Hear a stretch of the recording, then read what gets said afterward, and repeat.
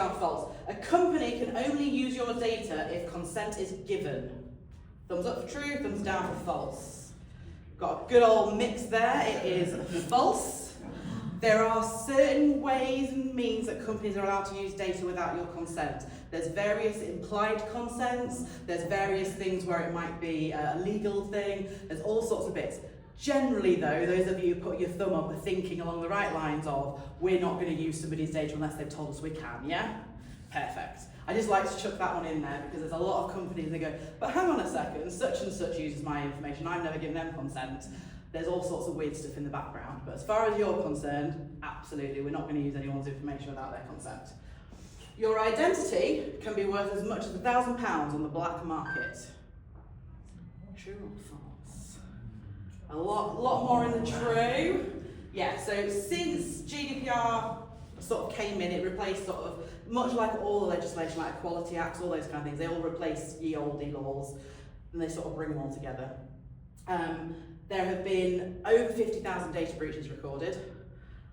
Those data breaches are things like companies scraping data and trying to get information so that evil people in Zimbabwe or Albania can apply for credit cards in your name and that kind of stuff. And yeah, they're worth a lot of money, they buy them off people. The highest number of cases, 2023, but they haven't recorded 24 yet, so you can see that's sort of getting kind of increased.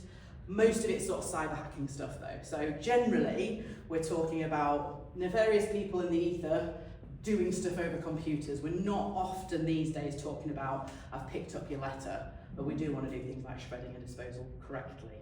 But the majority of stuff that gets reported now is electronic and to do with how we do emails, how we do passwords, what membership data we store on things, yeah? Fab.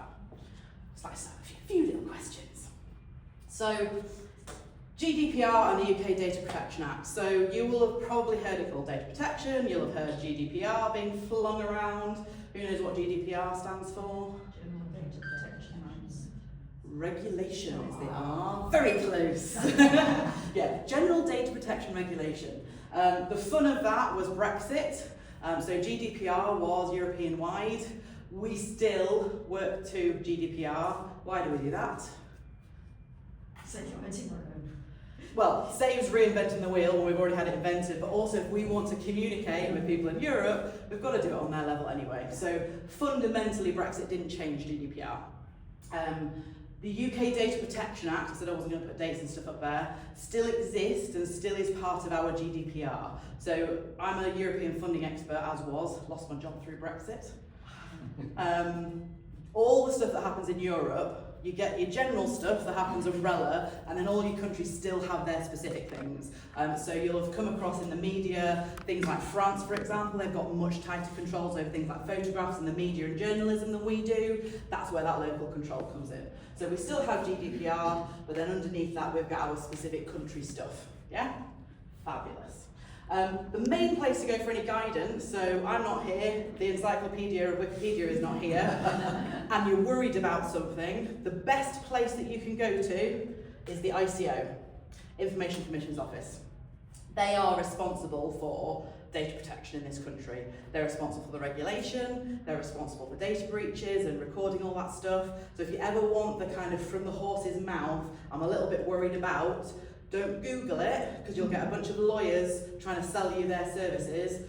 Go on the ICO and pop it in their search, and I can promise you, it will come up. If you go, oh, I'm worried about our photo consent, you go on ICO, put in photo consent, it will literally tell you everything you need to know. And they do small business, easy to read stuff as well. So out of this, you're thinking, oh, she didn't cover that and we need to know it. That is your god of all that is GDPR. Yeah? Fabulous. So, we follow GDPR. There are 7 key principles. We're already on slide 3. Unfortunately for you, this is where we slow down a little bit. What I like to do is kind of go through the principles and talk to you guys about what they actually mean in context for you, because they're all kind of, you know, fancy names and stuff, but like, what does it mean? Why is it important for you? How do you already deal with it? Are there any problems? Sound good? Fabulous. So, our lovely first one, lawfulness, fairness and transparency. What do we think that means? We can only hold data that is needed for lawful orbit and we're transparent as to what we're recording. Love it. Somebody's been doing their training, or has already do this in their professional life. Yeah. Any other thoughts on that? Legitimate reason. Legitimate reason. Yeah, legitimate reason for stuff, absolutely. What do we mean by fair? I always think that's a great thing to have in legislation. We've got the word fair in there. What do we think they mean by fair? You wouldn't keep more information on one person than you would another person. Mm-hmm. You would record stuff that might prejudice decisions that wasn't appropriate. Potentially, yeah. Fairness has a sort of a setting in law. So a lot of legal sort of arguments come down to what could be fair. So if there's no actual underlying thing, it's like what would be fair and reasonable. They love that word reasonable. So we always think about, is it fair and reasonable for me to do this with the information? Would a reasonable person expect me to do with their information what I'm doing with it? So that's how you can think of that from your point of view. Like if I was sitting there, would I think it's fairly normal for a coach to have information about me, or for the volunteers to have emergency contact? Pretty much, yeah? Cool. When we're talking about, we said, a lawful reason and we're going to treat it fairly and transparency, what are we talking about at the point of data? What do we mean when we're talking about data protection? What is data? Anything that Personal allows- information. Personal information, so like name, address, date of birth. Anything that allows an individual to be identified. Absolutely. Anything else? Medical information. Medical information, yeah, that has a special category, it's medical information. That's got high level protection than say just your name and address. What else? Personal characteristics. Yeah, absolutely, characteristics. Financial. Yeah, financial information, a really key one if it's the way you do membership. Photographs, people always, we think about photographs when we think about GDPR, but we don't think about them as information. One of the things I noticed on your website is you've got like a live webcam that gets used. That's live information. Let's think like a nefarious person that's trying to track somebody down. What are they going to do? Ooh, going to have a look on the camera and see when they've arrived, and now you can go down to the club and that kind of stuff. So always think about what information means that I can see that person, whether it's on paper or whether it's in person. Same with photographs. So we've got pull-up banners like you guys have got. We've got one that's children and young people.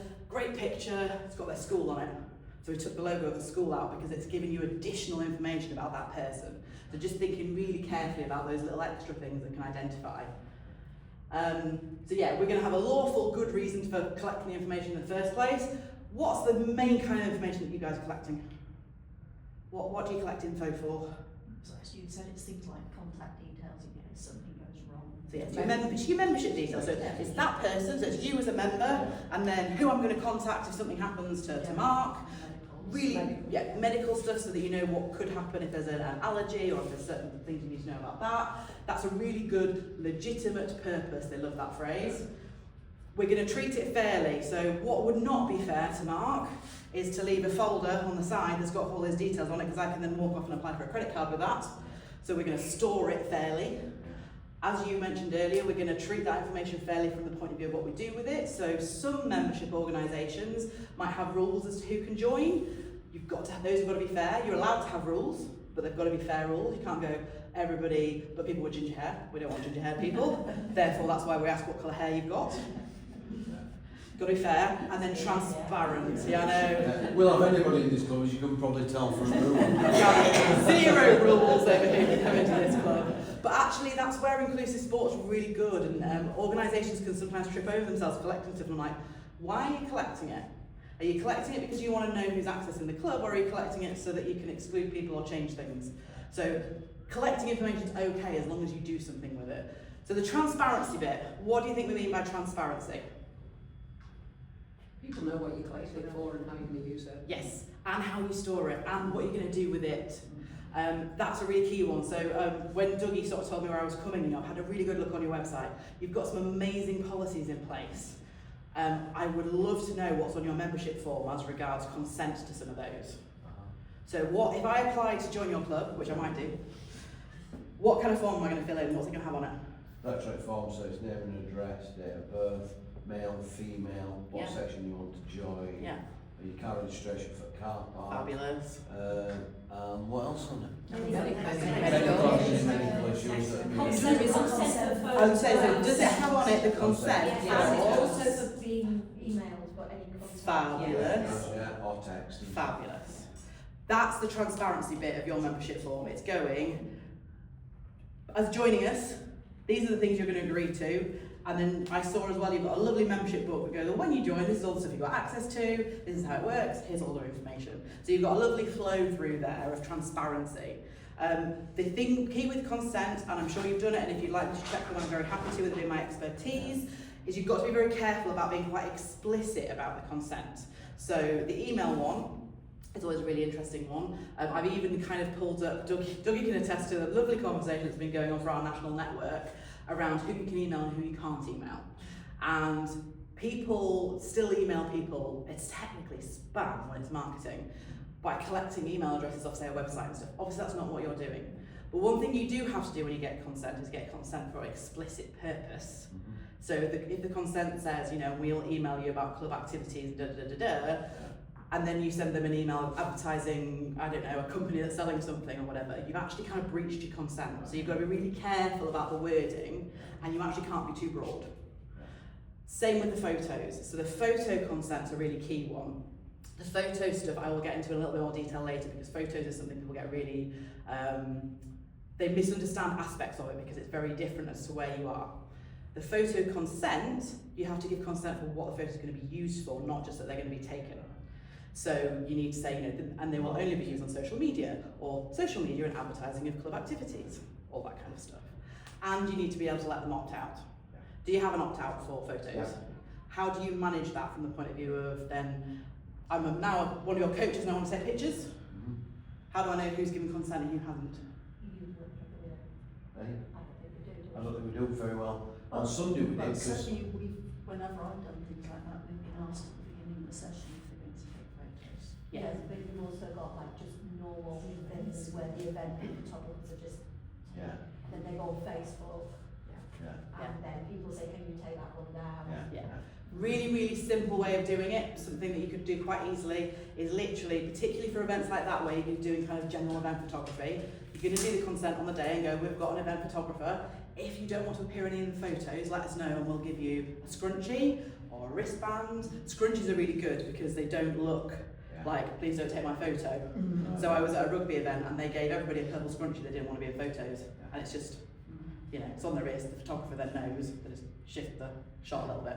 Well, So it's just- one slightly weird one we have is because there's a photography club based here, you do get various folk wandering around taking photos, and I know some people don't like it. I think How it's- do you go on? I think it's the fact that you would possibly get someone taking photos, but it's the fact that we then see those photos. A random person walking, we will then get to see them. Then we are still taking them. but I we will, get to see them. I will come back to that because I know you have a question, because that's a fantastic one. I've got a really good example of where that's good, bad, and what to do about it. With regard to having scrunchies or something, how do you actually go on? We're at one side of the lake taking photographs, but you're taking photographs off this side of the lake. So like on Sunday, I was across the far side taking pictures, but I was encompassing everything on the shoreline, if you know what I mean. So I couldn't identify who was There's your key. I was going to say, There's your could key. you identify who So it's the identification. identification of those people that's key. So if you're taking quite broad shots and you can't identify individuals, you're absolutely fine on that basis. Only when you can identify individuals. Sometimes if I want to take a training shot, I'll take it from the back of the room because it's just backs of heads. So you're not identifying those people. So it's a great question, it's a really common one, but if you can't identify the people, we're okay. It's the same for children though, because obviously we don't want to take pictures of children. Yeah. It is difficult when you're at Yeah. one side trying to take a shot of And you've got great rules on that. Like I said, I literally went through all your policies. I'm that much of a geek. You've got fantastic policies on that, on how a child must be dressed in order to appear in a photo. And again, if you're at that distance, you're absolutely fine with that kind of stuff because it takes the identification away. It takes away any of that kind of manipulation that might happen that people are afraid of these days. You had another question. Yes, if you're taking a group shots, let's say 15 people, Yeah. and one of them doesn't want to have the photos taken because they've got a wristband. Yeah. So effectively I could say, can you please get out because I want to take Absolutely, and that's a perfectly reasonable thing to do. What you can do if they're saying, well, I'd like this team shot for kind of like private purposes, and do you mind?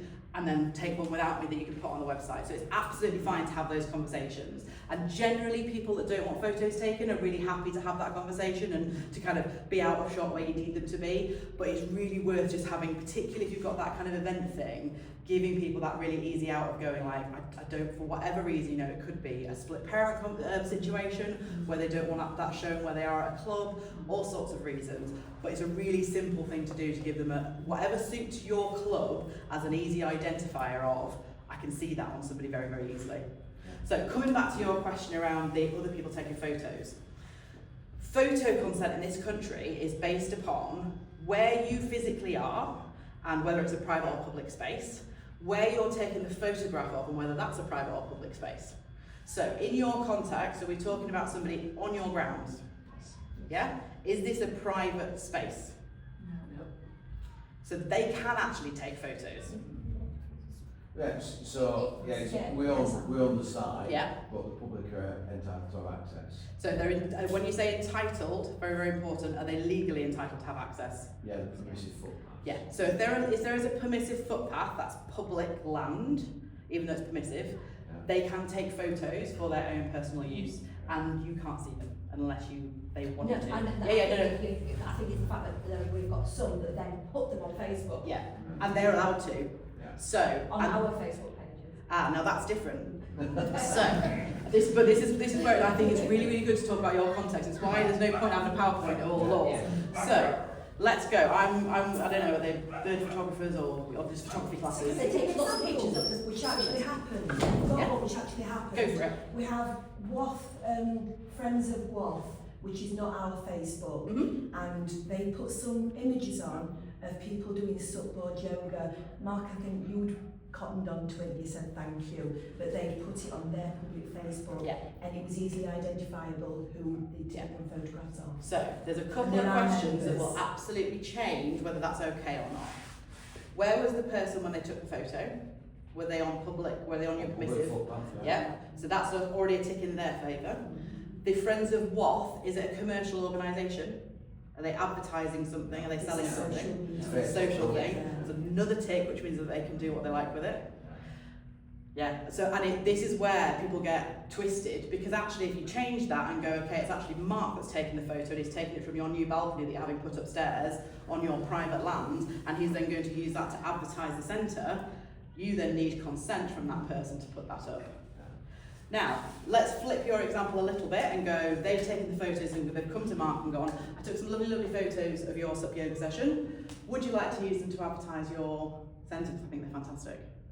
And you want to go, yes.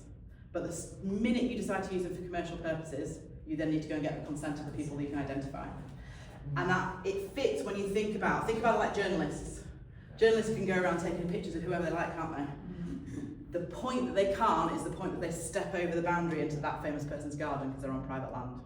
So even if those people are not consenting to photographs, it's legally okay for that person? If they're on public land, yeah. Wow. And it's a huge, huge thing for water sports, for archery, for any sport that's outdoors, I would say. There's a lot of risk of external people taking photographs. So I literally had a paddle club in Scarborough going, we've got a guy that comes and takes pictures of our rowing club every weekend. I was like, well, where's he taking the pictures from? From the riverbank. Public footpath? Yeah. Absolutely nothing you can do about it. But he's taking pictures of the kids. Okay, are you worried about the pictures of the kids? Possibly, we're not sure. Right, well, what you can do is speak to the police about it and ask if they'll have a word with him, and then you probably find out that he's, blurring them out and doing, so you can do that, but he's not legally doing anything wrong. So always ask yourself those questions, and I've got a tick list thing that I'll send through to Dougie. Where are they when they're taking the photo, and then what are they using the photo? And those are the two key things that really affect how you can use photos. Is that clear? Can I just get the one? So if, Yeah, go for it. if the photographer takes the photos and then puts them onto a member's Facebook page. As in your professional one that I love found today. It's just that it's almost Yeah, your business one, yeah. But does that make a difference? That is where We're not using them. It's people are just It's not for having commercial. photos. Yeah, so someone's sharing their photos. I took these photos Yes, at the yeah. dipping session. I took some nice pickies. Does that make If that person's sharing it rather than you as members sharing it, that again comes under private use. So that's me going, I've come and enjoyed your lovely dipping session, now I've joined your club. I've taken some lovely pictures and gone, oh my God guys, look at these lovely pictures I took at Mambas while I was at your club. I'm not using them for commercial purposes. I don't need consent to take them because I'm not taking of that, and I was on, public, whatever. So yeah. That makes sense. Does that make? It makes a lot easier, Yeah. doesn't it? Yeah. The difficulty that you have is because not everybody understands this and hasn't sat in front of me and talked through all these, people will absolutely still get upset about it. And that's something that you need to kind of manage as a club. And generally, I would fall on the side of the person that says, please could my photo be taken down? And that's where your policies are pretty good with that, because you kind of have, we've got a right to take down photos or use, etc. So if somebody comes and goes, actually I really don't want that yoga picture up there, you as the club can then go, well, we manage that page, we're happy to take it down. Perfect. Yes, lovely. Another question for you. Go for it.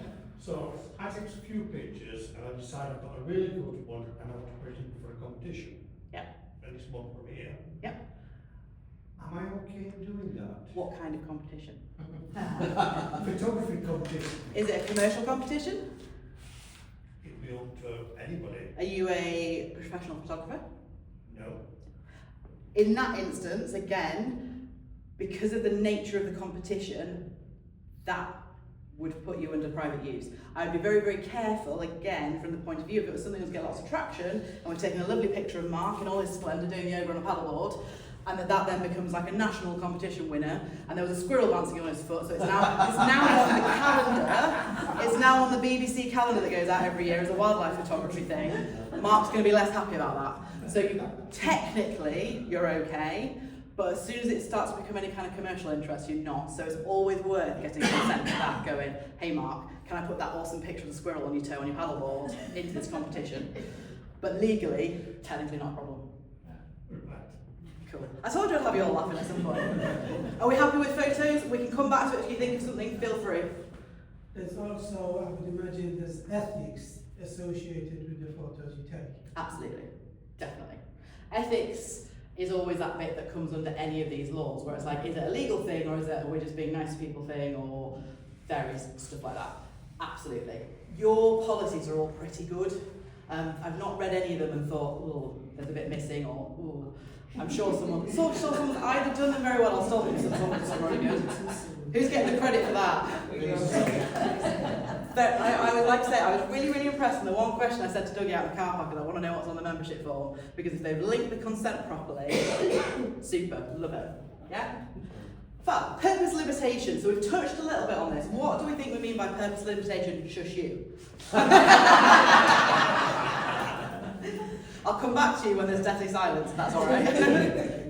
I suppose it's what you're going to use them for and what you're not going to use them for. Exactly. Yeah. It's really, really common for us as nice people to go, ooh, actually, this lovely gentleman at the end here wants to advertise his, what we're going to advertise, a car boot sale that he's got coming up. I'll send it round for you, bud. We've got, what, 2,500 members? Send it round for you, get a load of people down there. If your consent hasn't got it and other stuff, absolutely not. That's a really, really simple purpose limitation. What have you asked to use it for? What's it reasonable to use it for? Don't use it for anything else. Fairly simple. But if Jeff was to put something in one of the Facebook groups himself, that's fine, isn't it? Absolutely, because Jeff is not using somebody else's contact details, and you are not breaching your consent. Yeah? Perfect. Purpose limitation is usually pretty easy with people. It gets worse if you're a big commercial company. So we had this big old discussion for our national network where somebody came on and they went, guys, this company has just done like a big data thing from us, and they found out all the details of the safeguarding leads of all the clubs in our area. And everyone went, woohoo, that's awesome. And they went, are we allowed to use that? And I went, not really. And everyone went, what do you mean you're allowed to use it? Well, your marketing, because Dougie, although Dougie and I are free, you're not paying anything for us. Sell ourselves cheaply. Even though we're free, if I email any of you to go, hey, I can offer you this training, even though it's free, it's still marketing. You need consent for marketing. The only time you don't is if the email address is not a personal email address. And everyone went, but it's their work email address. It says mark@manverswaterfront.co.uk, but it's still got his name on it, so it's personal data. And everyone went, what? and it's caused a little bit of stink, but I stand by the law, to the letter of the law. Please don't send out a marketing email to all those people that you've just been given a list of. So yeah, purpose limitation is pretty, if you're a place like you guys, it's pretty simple. Just don't step over that consent and don't use it for anything that's not reasonable. Data minimization. Or collect what you're going to use and need. Absolutely. The one that always comes up that I'm really passionate about. People go, well, why do they need to know what religion I am or what my sexuality is? Some of you might have noticed when I was waving my legs around earlier, I've got some lovely rainbow socks on. It is a Pride Month this month. Why do you think I like sharing things about my sexuality when I do a membership form? Got your membership form, and I'm going to go tick bisexual, tick female. It's relevant to how we have changing rooms. There's various things where it could be relevant. So there's some practical things where it could absolutely be relevant. Where else is it relevant for you guys? If you're going, we want to increase our membership. Well, we'd go for that market, yes. Do we want to target a market? Actually we want to make sure that underrepresented groups come to our club. So it's okay to collect that stuff if you're going to use it. So if you're going to use it and go, actually we've got about 50-50 men and women, great. Oh my God, we're like 20% women and 80% men. I got really bad maths there for a second, didn't I? I can tell from the room it's definitely the other way around. Not common in sports, but then you can question it, can't you? So it's absolutely okay to collect those things if you're going to use it. So yeah, data minimization, don't collect stuff you don't need. We don't need to know eye colour or hair colour. Accuracy. This is the one that trips people up. Because you think, well, that's really easy, isn't it? Make sure the data's accurate. Yeah? Keeping it accurate. Isn't it? Keeping it accurate. How do you keep it accurate? So I've joined your club now because I'm going to come and swim and I'm going to dip, I'm going to paddleboard next year. So, every year after AGM, Yeah. we reset the thing and you've got to review all your emergency contact details and you've got to tick a box to say you've done it. And then if your membership lapses, then in 3 months we delete Start all over again. Have music to my ears. The accuracy one often catches people out because they go, well, they've joined, like if they've changed address, it's for them to tell us. How often do you forget to change your address? Who accidentally sent a pair of shorts to an address I haven't lived at for 4 years last week? Luckily I managed to intercept it and have it sent to the post office and I was like,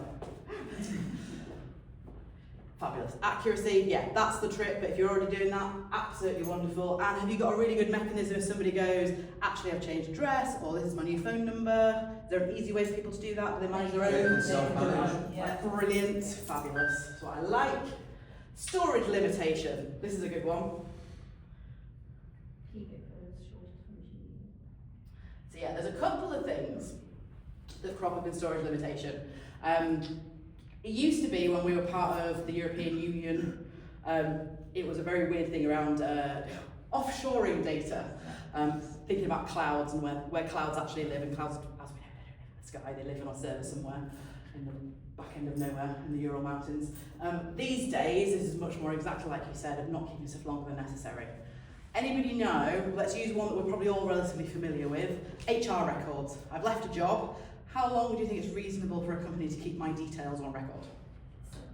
5 or 7 years. 5 or 7 years? 2 years. I think if 2 it's dealt with years. asbestos, it might be 50 or 70 years. Okay. So yeah, it's not as simple answer as you think. The general answer is 6 years. 6 years is a standard, so 5 to 7, I like that, slap in the middle. Standard. If it's a risky environment and there's possibilities of those kind of health and safeties, absolutely, it's perfectly reasonable to keep that longer. It's about what's reasonable. So your membership stuff, you've already said, if it goes off in 3 months, what would you keep information? So I've been a member of your club for 10 years, I've now left. What information might you keep about me? Any previous accidents? Absolutely, accidents, safeguarding concerns, absolutely. Anything else? Complaints. Complaints, definitely. What about if I've had coaching by somebody? Because it actually might be part of somebody else's record. Yeah. So you've got to really think about where my information might sit with different people. Perfectly reasonable for a coach to keep that as a record. If it gets to a certain amount of time, you might encourage your coaches just to review their records and actually just take my second name out because you only need to know it was Laura.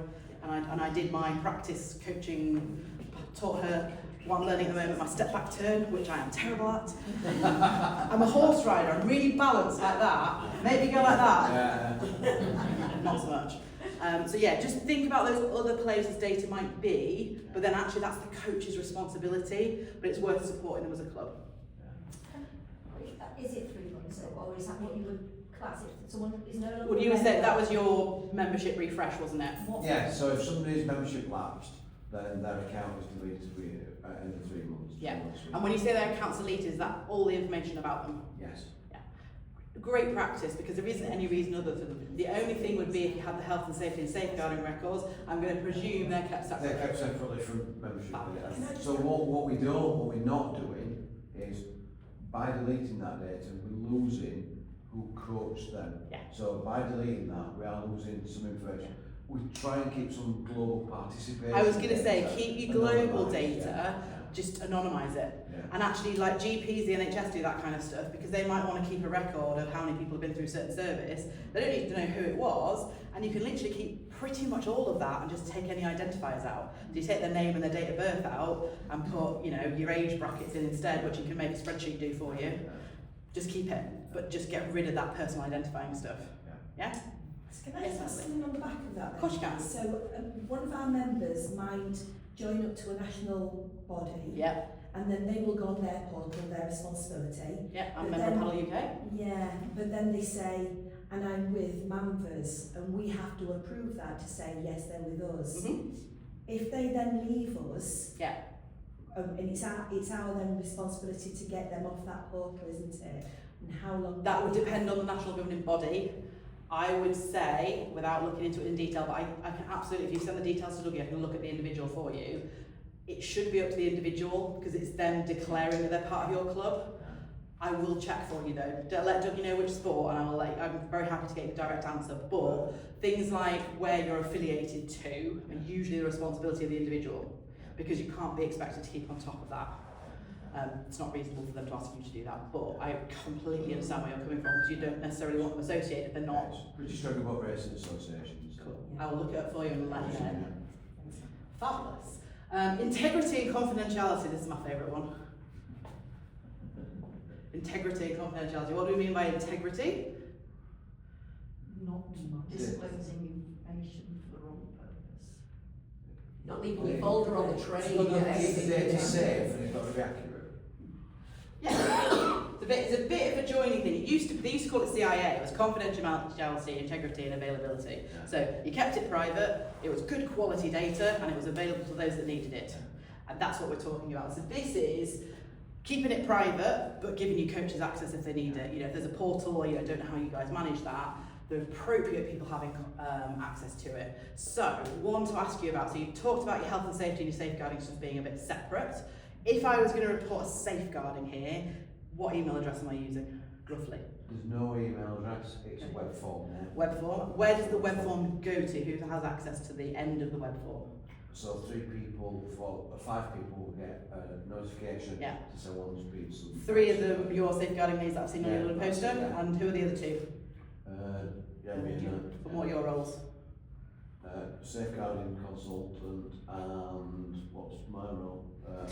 Managing dude? Yeah, Everything? Everything everywhere all at once? Making sure everybody's done Yeah. something with this. Is it clear, if I fill that form in, who has access to it? No. No, probably not. Adjust that. Right. Literally Yeah. on the bottom of, I understand by submitting this form that the following people will have access to this information. Yeah. That's that element of consent again, because I maybe would assume that it's the 3 people that are on the poster, and what if I'm complaining about Mark? Yeah. And he's the first person that picks up the alert and goes, So, delete that. Well, no, you can't. Once it's made, you can't get rid of it. Yeah. It's absolutely I not think it there. might be on the bottom. I think it might be on Just there. it's really worth a check, just because that key thing with safeguarding is that people know where it's going and what's going to happen with it. So we buy into the TS terms, education supplement, safeguarding, Yeah. or and it's all and when something's logged, you can't unlog it, and so it can But yeah, I just make it clear who sees it, because that could I just think- serve I think prevent if it there's might any be, issues. Because we buy I was going to say, from a company. And yeah, I would concern imagine they is probably. sweet, because I used to use it for Yeah. education. Yeah. And I'm sure it's there. Or just worth that double check, just because of that little Yeah. sort of side bit of, you know, when I went back to what's fair and reasonable, I would think reasonably it would be the safeguarding people, and you're not on the poster. Yeah, that's fair, yeah. So yeah, just double check it. Yeah. If you buy in, like, and particularly them, they're going to be pretty good, but do double check it. The confidentiality stuff, so the fact that you haven't got your safeguarding on an email is absolutely music to my ears, because what do you think happens? So we don't have that. We have a mark out Waterfront. It used to be safeguarding MWBC. Yeah. Used to be that, but then loads of people will have Dougie at wherever, and we're emailing them the safeguarding stuff, and then Dougie leaves. Where's all that information gone? Did Dougie's email, or we're given a password, or blah blah blah. So music to my ears. And then finally, accountability. Also to be responsible for the data. Yeah. And that's Who are it. you responsible to? The subjects and the ICO. Thank you. Yeah. I love that you went person first. That's awesome. Because I mean, it's true. You They're the know, ones who define you. the reason we do this is to look after people, isn't it? It's part of our kindness, making sure that people are safe and happy here. But yeah, you are ultimately responsible to the ICO. They're who, if I was sitting here thinking, oh my God, who I'd be ringing or emailing. They are the people that can levy fines. Their fines are ridiculous. They're tiny when it's a big company. They're too big when it's a small company. Generally, if you tried your best and you're a small company, you're not going to get, like, you know, whipped with anything. But they're who you're responsible to, which is why I say if you've got any questions and you haven't got someone to ask, go on the ICO website, because if you can clearly show you followed their guidance, what are they going to do about it? They haven't got a leg to stand on. Cool. Happy with all that so far? Feeling relevant? Fabulous. So, a few practical things. We've touched on some of these. This is where I said I sort of skip ahead, I'm not going to keep you late. Talked about emails. We're not sending emails out if what? You ain't got consent to do something. We haven't got consent. If they don't fit in that consent, we're not giving Jeff the email so that he can send out about his car boot sale, because we've got a little set of people. Fabulous. Phones. Why do you think I put phones up there? Mobile phones. Probably take pictures, which causes issues. Pictures, WhatsApp, social media groups. The other thing is what you can access on your phones. Now, like I said, music to my ears that you're safeguarding is on an email, because the main thing that data gets stolen from people like us is leaving your phone in a taxi or leaving it on a train. I remember when I first developed my level 7 session, which is about 10 years ago now, there were something along the lines of 60,000 phones left in the back of London taxis in a 6-month period. Not even over a few years, like, you just forget about it. One thing we do with phones, which I think is fine, but it's whether we need to document it somewhere, is when we've got, say, a river trip, the league will say, this is where my phone is, Yeah. in case something Case of emergency. happens. Yeah, no, that's great. Love that.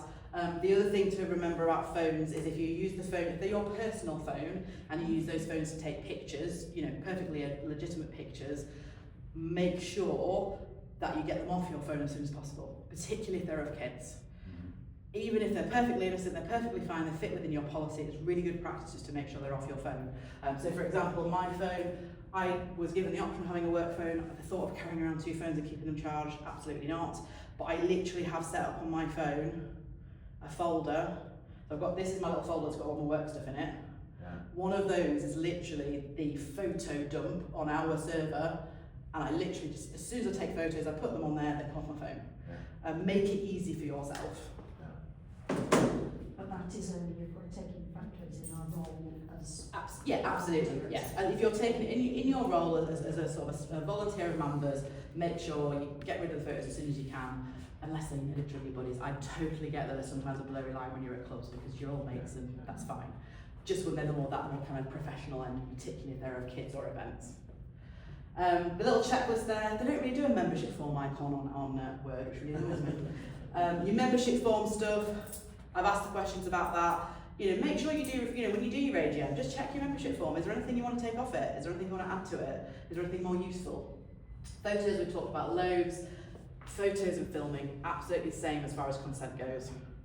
And then letters, we don't really do letters anymore, do we? Got 40 posts. No. The joys of social media. I loved in your policies that you've got really strict, these are our approved social medias, love that. Really uncommon, really good practice, so well done, without being patronising. Do you use WhatsApp groups? There's a couple. Oh, there's some no's and some nods. Well, it's Not not officially. That's fine. Not officially is fine. Tell me about the non-official. I'll. Well, that's it. That's where we get to. There will be the sort of mainstream for people within different disciplines Yeah. that send something up, but Yeah. it's not. But it's not under a It's name. not of Not participants. participants. Not about trips. So you're going on a trip. Do you do trips or anything like that? Yeah. What do you do about trips? We're on Facebook, most of ours. So whatever announcements we're making, we all have our own unique page on our disciplines. So there's no kind of private communication. There is some private communication. Wow. Tactically. There's some private communication. So, for example, I've recently been trying to sort out all the trips there, Yeah. taking a car, Mhm. and so I've been individually messaging people. Individually is perfect. The one thing I always had, to be honest, there's not a lot. There's not a lot. If you're doing it individually, you're usually fine because that'll come under your original consent for a start. The one I tend to highlight, which might sound really patronising, but people just don't think about it. We're going on a trip, you go, what? Really easy, isn't it? We'll set up a WhatsApp group or a social or a Facebook group to tell people. You forget that by adding them to the group, you've given everyone their phone number. So it happens all the time. So the fact that you do that individually, again, absolutely perfect. Bit of a nightmare, copy paste, find that person, copy It paste. is. But tell you what, I mean, Dougie will back me up, the horror stories we have of WhatsApp groups. You know, that we're going to Sweden on a boxing trip and then you hear about what's happening in the WhatsApp chat and you just go, I'm so glad that wasn't around when I was a teacher. Germany trip with a bunch of teenage girls. So are you basically saying? It's just a disaster. Don't do As in, groups yeah. for official stuff. Right. Absolutely fine again with that slightly blurry line of we're all mates and you know we've got a we all going. I have it in my badminton club. Who's going down on Tuesday? But it's a private group set up by private individuals. But yeah, if you're doing anything official, best not to use them. If you feel like you really need to for a good reason, just get consent before you make the group. Because let's go, we want to put you all us in a group. We're doing this little trip, So if you send out but a you don't link want Mark to have your phone and number. people use the link to join, is that consent? As long as it's very clear when you send the link out that other people will be able to see their details. Because sometimes people, if you're not tech savvy, you don't realise that being in a WhatsApp group means that I've now got your phone number. That's how And that's where people, they end up in trouble because someone that they didn't want to get their phone number suddenly got their phone number and they can do, we've had harassment issues from a parent to a parent. Best avoided, but if you are, just make it very clear that it's a WhatsApp group, other people have your phone number, this is how we're going to manage it. But try and avoid it if you can. Perfect. Very, very last slide. No, second last slide, I'm a massive liar. This is really specific to safeguarding. I'm going to whiz through it fairly quickly, but there's a couple of things I really want you to think about from safeguarding health and safety, which from the sounds of you guys, you kind of already know, but it's about the fact that the safety of a child supersedes consent sometimes. Yeah. Always best to tell the child you're doing something, but if you need to report it, it is better to ask forgiveness than to not report it. Yeah? Everybody, you all seem very happy with that. I won't bang on about it. There is literally, you know how I said how good the ICO are? They literally have a guide specifically for that. That's how detailed they get. But yeah, just remember, anything to do with health and safety and safeguarding, if you're protecting somebody, that consent is not as important as it is for your membership stuff. If possible, always get consent. And then very, very finally, national governing bodies. So you guys, from the look of your I love your what goes on here poster, I love national governing bodies. You've obviously got a lot of national governing bodies to deal with. They have all their own safeguarding reporting mechanisms. I'm sure that you guys are all over that. You've got your lovely system, and I bet you just bang that information off to them in where you need to. Fabulous. Love that. Don't need to worry about that because you don't have your separate secure email. And then your confidential records. Where are your records kept? Are they on a website and then a spreadsheet? Who's got access to them? Your membership records. Who can go in and look up your 2,500 members? Anyone who has access into web collect. Fab. And that web collects, I presume that's managed by your website people. Like Yeah, but it's a private company that we're running. Pay them to do that stuff. That's They it. do And all data's held in the UK at 3 different places. 3. Yeah. We won't tell them where, just in case. Some sort of Avengers Mission Impossible thing. Southampton. Don't tell them that! We're going to go and steal the data. That is the end of GDPR 10 minutes early. Are there any other questions, worries, or things you thought, oh, I thought she was going to cover that, she hasn't talked about it? I know I've talked a lot, I'm really aware of that. It's kind of messed up. Everyone's looking pretty happy. The offer, so this has been recorded so people that aren't here can watch it. The offer, I am very, very happy to answer very specific questions, scenario questions. Oh my God, I forgot to ask her that, and I thought about it tonight when I'm having my coffee before I go to bed. Just contact, you've either got my details or you've got Dougie's. I will happily answer anything. I will check anything. This is you guys having to do the horrible bits of your job so you can do the nice bit. So I want to make that as easy as possible. But from what I've seen, your policies look great. You've got the lovely follow through from your membership. You all seem pretty savvy about it. You've asked really great questions, and I seem to have hopefully answered them in a way that's satisfactory for you. Anything else crops up, please reach out, and thank you so much for being a really engaged group, because I'm really aware it can be dry. Was it dry? Did we enjoy it? As much as we can enjoy DDPR on Tuesday night? And that's it, you're free to go! Thank you.